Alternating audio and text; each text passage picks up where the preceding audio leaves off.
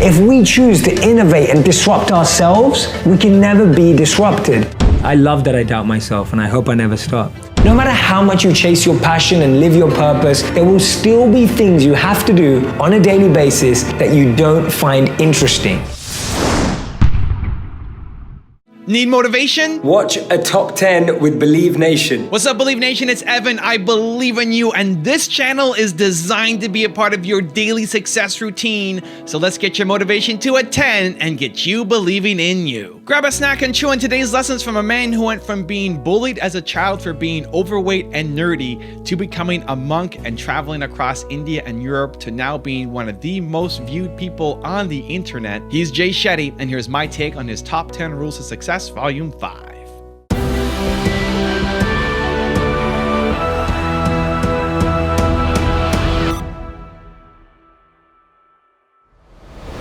Okay, let's kick it off with rule number 1. Build the mini dream first. How do you know your dream is your dream? How do you go after something that you don't know if it's actually meant for you or not? Great question. I think the number one thing to do is to build the mini dream first. So before trying to go off on this huge journey of building this humongous dream, build the mini version of it and see what it feels like. So if you want to be someone who travels across the world and performs, travel to one city and perform. If you want to be someone who's in movies, go and film a short movie, right? Like, go and build the mini version of that dream, because that mini dream is going to teach you so much. Like, I'll give you an example. I know so many people who say to me, I want to be an actor. And I'll be like, okay, great. Well, let's make a short movie. And when they make a short movie and they realize they're up at 5 a.m. every day, and that they're in the studio or on a set till 10 p.m., and they realize the set is not very glamorous, that they realize they have to say the same line 30 times before the director says that line is okay, they realize they don't want to be actors anymore. Because what we've fallen in love with is what the dream looks like and not what the dream is. So my biggest advice to anyone, including myself, has always been build the mini dream, and the mini dream will teach you everything you need to know about whether you're ready for the big dream. It's the same as sports. If you want to be a sports player, wake up at 4 a.m. every day, go to the gym for 2 hours a day. Like, do the actual schedule, do the actual process of the person who's already doing it. So I always say, look at what people were doing when they were at your age, not on the stage they're at now. And do that and see whether you love that. That's how you figure it out, just on a very small level. Rule number 2, follow your intention. I've talked to people who've succeeded, and they all seem to have this idea of intention. Mm-hmm. This idea of, I'm going to think about, where I'm going with my life, have a plan. Some people call it goal setting. Sure. And I just wonder if you had that in mind, that this was sort of a step towards something else. My genuine response to that is I wanted to be a monk for the rest of my life, because I thought that would be my best point of service. So my intention was to serve and to give knowledge and to give wisdom and to give insight by studying and going through the growth myself. But it was to do it as a monk. Like, did I ever think I would be on videos and social media, or even sitting with you here today? No. Did I ever imagine and envision a path for me to be moving to LA or living in the US? No. Like, those weren't. And I speak about that often. It's interesting. I talk about how I never really had a vision board. I never had that goal. I just had a deep intention that I wanted to learn and share that knowledge. I didn't know what that looked like. I didn't know how it would work. And I didn't have a step-by-step process. I just knew that deeply was where I wanted to start from. Rule number 3, reinvent yourself. It's incredible the amount of individuals, institutions, businesses that have absolutely been destroyed overnight because people at the top believed that the way they've done it for decades is the way that they should build the future. Do it again. Remember, you can't get anywhere new if you're always doing the old. It's just not possible. One of my favorite examples is about this company that had the biggest market share. They had this opportunity to buy an upcoming business. That business at the time was valued at around $50 million. This large company could have bought this small company for $50 million. They said no. They turned it down. They didn't believe that streaming and online movies were the future.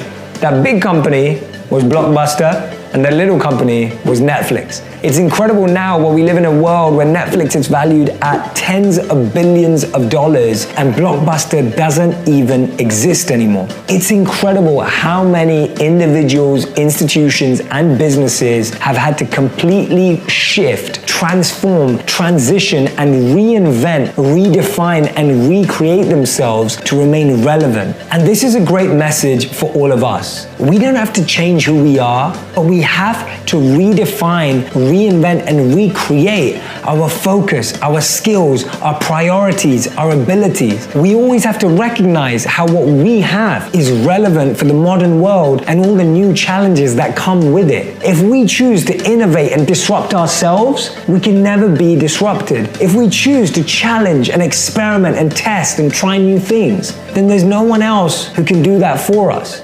Rule number 4, smile. Scientists have known for some time that changing your body through actions like smiling, sitting up straight, and relaxing can change your mental and emotional responses. When we change our body to sit up straight, to smile, to connect with others, to engage with presence, we automatically change the responses in our mind. We allow ourselves to feel better, to think better, and to live better. It's incredible to know that simple changes in our body language, in the way that we're sitting, can impact our emotional mood states. So much more insightful research has been done into this space, but if you can just take a simple step today to change your posture, to add a smile, and to relax a little, you'll see how much your mind will be at ease. Rule number 5, doubt yourself. You seem to be someone with great confidence and wisdom at your young age. And I wonder, are there moments when you doubt yourself, when you think, well, this isn't right, or am I doing the right thing, or am I creating the right message today? Hugely. And I think that that's a practice that I hope I never lose. Because I think that's the practice that makes you want to learn more. It makes you want to refine your message. And it also stops you from putting out content for pressure.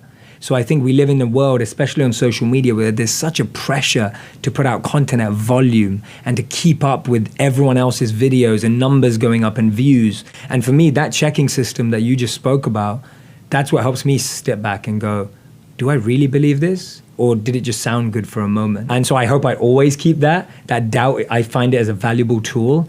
And I'm always going around in that process. I had that recently where I got offered book deals from everywhere I could have ever dreamed of after my first video went viral. And I've resisted signing with anyone because my personal goal is to write a book that I actually believe in and not write it just because it's going to sell well. And so a lot of people are like, you're taking too long, but I'm just like, but it's a book. Like, people are going to pay money and spend their time to read this book. The content has to have substance. Yeah. And I have to really feel like I've crafted something of value. So I love that. I love that I doubt myself, and I hope I never stop. Rule number 6, increase your attraction. We spend over 47% of our time when we're browsing the internet or on our mobile phones procrastinating. And we check our phones around 86 times per day. Put your hand up if you check it more than that. So it's no surprise that we all face distraction. We all experience distraction. We're all plagued by distraction. But often we think that the opposite of distraction is focus. We think that we need to become more focused. We think that if we're focused, we'll feel less distracted. We feel that if we're able to draw our energy in a certain direction and force ourselves to absorb in an activity, then we won't be as distracted. But this is just not true. The opposite of distraction is actually not focus. The opposite of distraction is, wait for it, attraction. Let me explain what I mean. When we're attracted to something, we're completely fixated, we're completely absorbed, we're almost addicted and obsessed to that visual, that song. What we really need to do is increase our attraction. When we're attracted to something, we're naturally focused. We're naturally able to be present. We're naturally able to bring our attention and our energy to that task, that project, that person. When we're distracted and don't have that attraction, we're naturally all over the place. We end up feeling lost, confused, and end up procrastinating. As you can see, we are procrastinating and distracting others. So now I know what you're thinking. How do you get attracted to things that you're not attracted to? We all have things in life that we love to do, and we all have things in life that we have to do. Let's take the example of your job. It's something that you have to do. It's something that you may not be attracted to. When you ask yourself, why do I go to my job? Maybe the answer is, it pays my bills. Maybe the answer is, it allows me to take care of my family. Maybe you studied for years and feel that your job at least engages you for that. Whichever one your answer is, that starts providing some value to why you do that activity. When you know that, you recognize that you're attracted to be there because it serves a particular purpose. You start becoming attracted because whenever your mind says to you, I'm bored, I'm distracted, I'm unfocused, you say, no, I'm here because it puts food on the table. I'm here because it pays my bills and takes care of my family. I'm here because I studied and worked hard for this. You're able to increase your attraction to even the things you're totally unfocused on. Now, if you found yourself distracted or unfocused for too long, that definitely can mean that you need to find more meaningful, fulfilling work. But no matter what you do, no matter how much you chase your passion and live your purpose, there will still be things you have to do on a daily basis that you don't find interesting. And naturally, you will feel unfocused and distracted. For that, ask yourself this question. Why am I here? Or why am I doing this? And you'll find the mind will start to become attracted to that activity, task, or even that person. Rule number 7, serve. This 2-year-old girl was watching a cartoon in her parents' living room. At one point, one of the cartoon characters started to cry. You could actually see the tears coming out of their eyes. This young girl grabbed a tissue from the living room, walked up to the television, and started to wipe the screen, trying to wipe the tear of this cartoon character. It was an incredible show of kindness, compassion, empathy, and love from this 2-year-old girl. She truly believed that the cartoon character was crying and that her with the tissue would be able to wipe away its tears. It was one of the most beautiful things I've ever seen. And that was when I realized that we're wired for generosity, but educated for greed. When we're young, we have this energy to give, to serve, to be compassionate, to be loving, to be kind.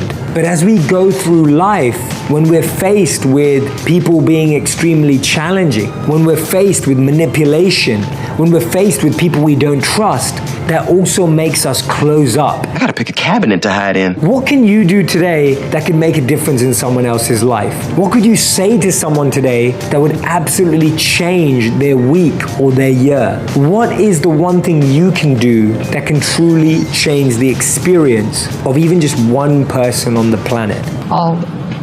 I have to think about it. My favorite quote from Muhammad Ali is that service to others is the rent we pay for our room here on earth. Rule number 8, be a storyteller. Are you a motivational speaker? Is that what you do? I like to call myself a storyteller because I feel what I'm trying to do is tell the stories that we all live. And I was just sharing with you earlier that I genuinely believe that the answers that people are looking for are inside of them. And I'm just helping people excavate and become archaeologists and kind of dig in and find that through them. So I don't call myself a motivational speaker because people may watch my videos and it may not be motivational. It may be reflective. It may be introspective. It may be insightful. It may be emotional. It may even take people to a place they don't want to go. So I love sharing my stories as a storyteller. Simply what I do is make wisdom go viral.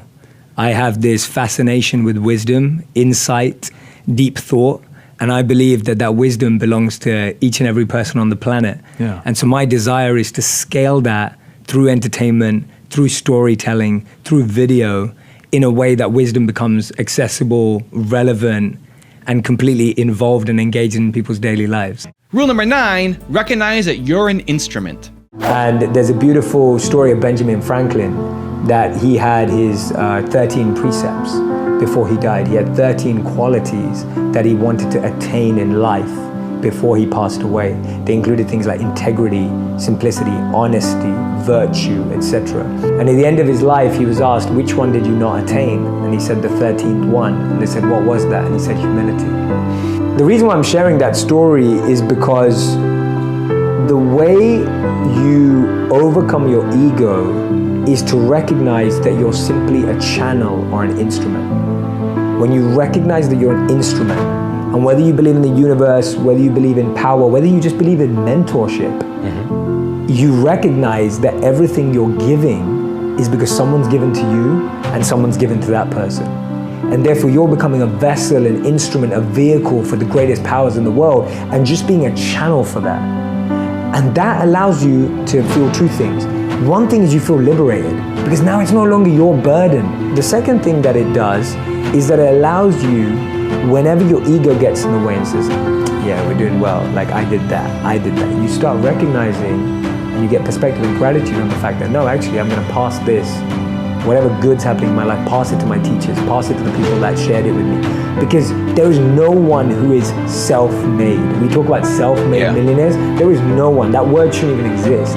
Because none of us are self-made. I'm not self-made. You're not. Like, all I'm saying is just that if we all truly reflect, and I don't want anyone watching to think I have to be self-made. Because if you have to be self-made, then you're gonna have to self-fall too, right? And everything will be self, and you'll fall on your own and you'll rise on your own. And rule number 10, the last one before a very special bonus clip, is choose change over regret.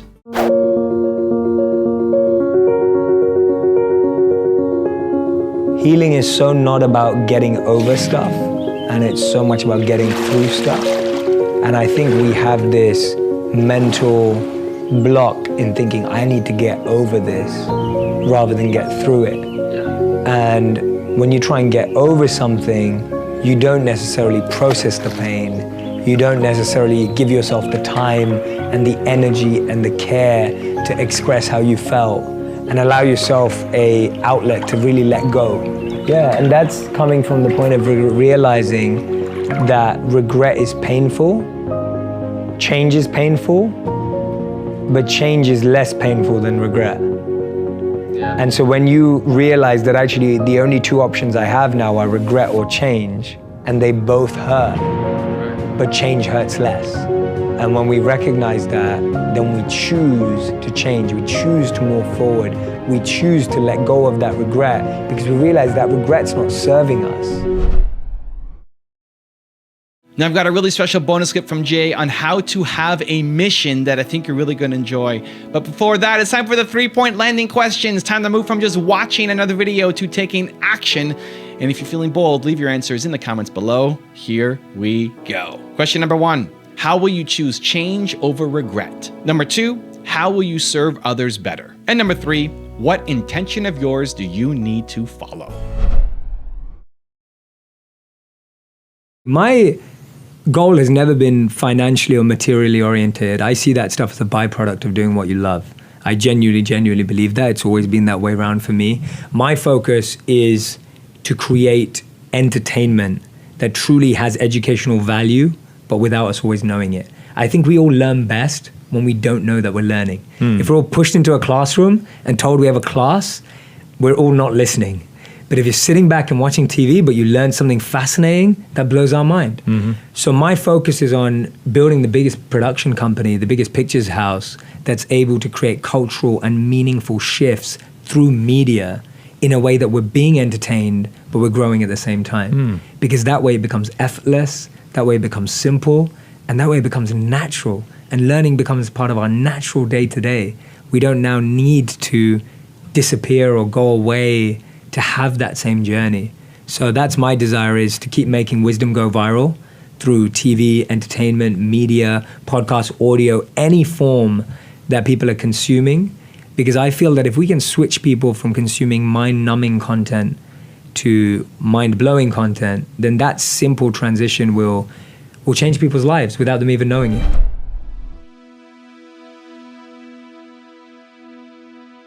If you want more Jay Shetty, check out the first top 10 rules video I made on him. I think you'll enjoy it. The link is right there next to me. Continue to believe, and I'll see you there. Thank you so much for featuring my ideas and my thoughts. I've been following you for a long, long time, so I'm really excited to see this come together.